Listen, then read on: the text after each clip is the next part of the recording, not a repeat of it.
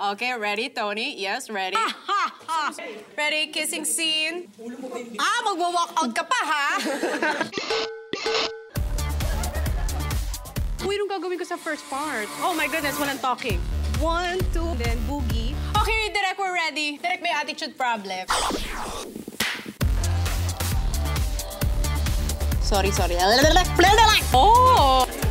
Pati Buray.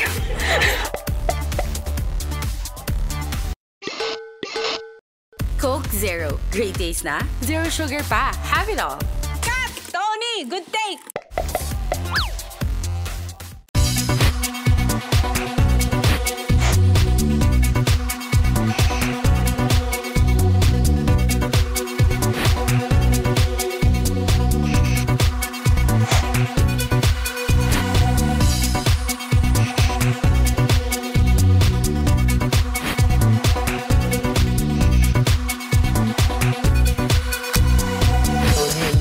Preference ka ba na guy for your sister?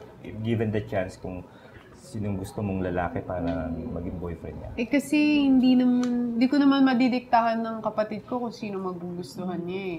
So siguro ako na lang, ang prayer ko na lang, yung someone na God-fearing, yung irespeto siya, yung family niya, and yung hindi siya paiiyakin. Yun lang. Parang si Direk Paul, gano'n. Yun, parang gano'n. Okay. So sa tingin niyo, meron ba kayong parang close na makaka-rival nyo dito sa showbiz as sisters? Wala, siguro. Parang wala eh, Hindi no? kasi kami pinaano ng daddy ko na makipagpumpit kahit kanino eh. Sa isa't isa lang. Oo, ganun siya. Hindi, wala kaming ganun eh, yung kunwari katapat. Kahit kami naman eh, sa sarili namin, wala kami iniisip na katapat namin o ka-level namin. Parang sa amin lang, gawin mo lang yung best mo pag binigyan ka ng pagkakataon. Yun lang. Huwag mo isipin kasi pag tumingin ka sa iba, out of focus ka eh. Kasi tas may inggit ka, maano ka. So, kami nagko-concentrate lang kami kung ano lang ibigay sa amin. Yung pinagbubuti lang namin. Kaya, yun, wala kami inisip na gano'n. Pero talking to you guys, parang napaka-colorful ng buhay nyo outside showbiz. Sayang lang nakapanghinayang na nasa magkaiba kayong istasyon. Pero naisip nyo ba yun na sana gawan tayo ng reality show na Keeping Up with the Gonzagas? Parang ganun. Gusto namin ng ate ko magka-talk show.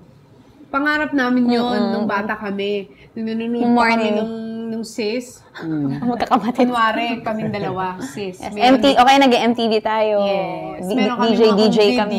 VJ. Mga 13 pa lang ako noon. Kunwari, sis din kami. Host kami ganyan. Cooking show. May cooking show din kami. Marami kami mga home videos na sa amin na lang din. Na itinapon ng mami. Hindi. Pangarap namin yung bata kami talaga na magkaroon kami ng show together. Sabi ko nga, magkahiwalay kami ng network siguro, someday, produce kami. Actually, ako sabi ko, gusto ko talaga mag-produce. So may hope na pwede kayong magkasama in one project. Gusto ko lang tanungin, yung paglipat ba niya, choice, career decision yon? Oo. Parang maganda yun for her na iba yung mundong ginagalawan niya sa akin. So, she can really grow and discover herself, parang away from me and apart from me. And she can find her niche. Although we are doing the same things, although na meron nga kaming parehong halos na ibibigay sa aming audience, pero makikita nila na magkaiba pa rin yung dynamics namin. Saka kapag kasi kasama ko siya, parating siya nangingialam din sa akin. Katulad kanina, habang nag-makeup, bilisan mo yung makeup mo, ayusin mo. So, you really can't shine alone.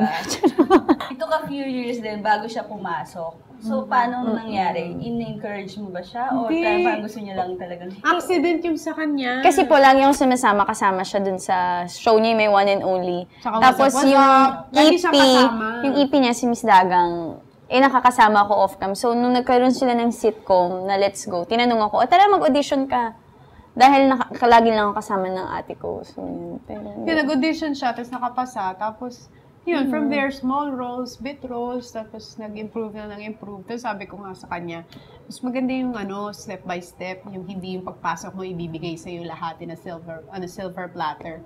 Para ma-experience mo yung heartaches, yung mga rejections, kahit papaano. Kasi that makes you a better person and that makes you cherish more And Ano yung appreciate nakuha mo. more kung ano yung blessing na ibibigay sa'yo. It helps you to be more grateful kapag binigyan ka ng project. So, sabi ko sa kanya, Ating-ate talaga si mag-start ka talaga. Ating-ate talaga. Start ka talaga from the bottom. Sabi ko, paghirapan Gawa ka yung libro. Actually, after dito, parang I want to also impart my for you. Dahil sa nasa magkaiba kayong network, nagkakaroon ba ng pagkakataon na nagkakaasaran kayo na, ay, pangit ng show niyong ganito, or ikaw, hindi maganda yung ganito mga show sa Nothing, inyo? Nothing personal. nothing personal when it comes to the shows na we do. Kasi pag naging negative ka, pinalaki kasi kami gano'n ako kapag nag-negative ka kaagad, yung negative ka agad yung atake mo, hindi magiging maganda yung pag-uusap nyo eh. So more on improvement, encouragement, maybe in this area, pwede Constructive mong criticism. constructive kasi Kasi- hindi nag-work sa amin yun kapag nag-start kami ng negative sa isa't isa, nag-aaway kami, nagka-clash kami. Hindi, kasi yung kapatid ko, kasi pag ang mami ko nag-text, very good, ang galing-galing mo. Sa akin siya talaga magtatanong. Kasi alam niya, magiging honest ako. Mami ko kasi, ang ganda, ang galing, very good. Sabihin lang niya, ayoko ng makeup. Yun yung makeup na makakita. Parang kasi minsan, you will take it as Siya yung parang ite-text negative. ko. Eh. Parang, Siya yung text ko, sabi ko, Catherine, totoo ba? Hindi. Ang pangit nung isang ano mo, ganyan-ganyan. Mas totoo siya. Siya rin naman. Ako naman totoo sa kanya. Kasi nung one time nanonood kami nung show niya, sabi ko, bakit ka ganyan? Ang pangit nung arte mo. Sabi ko, ba't ka mo tumitingin sa baba? Siyempre, kala mo naman kung sino ako best actress mo ako turo. Because of experience, sabi ko, huwag kang ganyan. Ba't ka ganyan umarte? Mami ko naman, huwag ka ganyan sa kapatid mo. Napakagaling kaya niya. Oo, hirap kasama rin ng mami ko. Kasi supportive. Oo, sobrang cute niya. Ang ganda niya kaya. Sabi ko, ano mo ganda? Pangit nga nung ginawa niyo yun. Kami sa isa't isa, honest kami. Kasi hindi kami... Ikaw naman, nung last Sunday, nakitaan ka. Alam mo ba yun? Kitaan. Super kita-kita ka ng mga... Super ganyan ka, tapos naka-shorts ka. Text ko ka agad. Sumayaw. Super pakita daw ako, pa-show off daw ako ng something dito. Sabi ko, hindi ko na ba alam.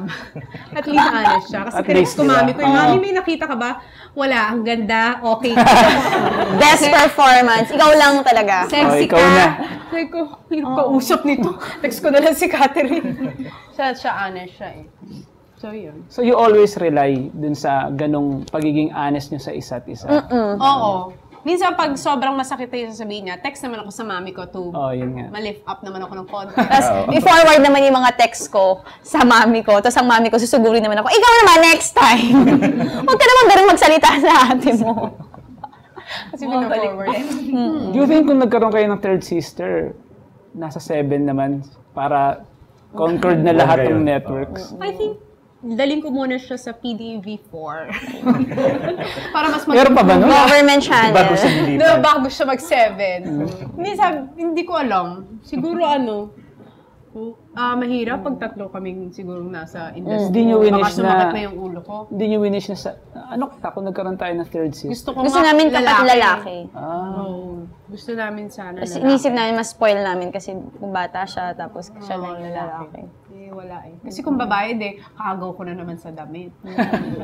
Okay na yung kami na lang dalawa. Okay. Ikaw ang may kaagaw o ako? Yung ko sa'yo, yung mga ganun. I-promote na natin yung mga ng mga projects natin. Okay, Si go. Tony muna. Ayan, ako po, iniimbitahan ko kayo. Malapit nyo na pong mapanood ang pinakabago namin pelikula ni Vice Ganda. Kasama rin po namin si Luis Manzano, ang This Guy's in Love with You, Mare, under Star Cinema and Viva Films. Sa October na po yan, sana po ay wag na wag niyong palalampesin. Isang napakasayang pelikula na handog namin para sa inyong lahat. Oh, and The Buzz and ASAP yan. Maraming salamat sa mga patuloy na sumusuporta sa aming mga programa. Of course, ako Enchanted Garden, every 6:30 bago mag-Will Time Big Time sa TV5. Mag-guest daw si Ate Guy sa finale na. Ay, Extended po kami, so siguro. Hindi ko po alam eh. Pero every 6:30 po yun. AM ha? Sinira yung programming. AM ha? Gising kayo ha? Tapos yung showing po ng movie niya, October 10, 2014. Wow! Salamat Tony and Alex sa pagbibigay nyo ng time sa Thank amin. you. Maraming salamat And- din sa Pep sa pag-imbita niyo sa akin. Enjoy kami.